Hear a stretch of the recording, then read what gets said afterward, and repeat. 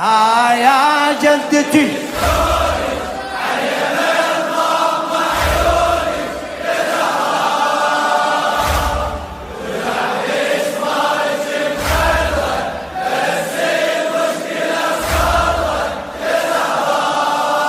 شفت زينب بديها تقص شريط الهم والوداع، شاهد امها محنية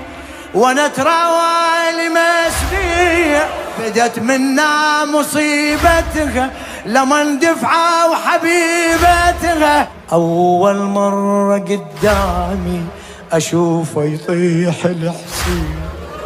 شفت ايده على ظهره بقيت اتمع علي بنحره، وركض ليك الحسن وحده يواسيك ويكض كبده، عاين والدمى بايدك وقع من حضنك وليدك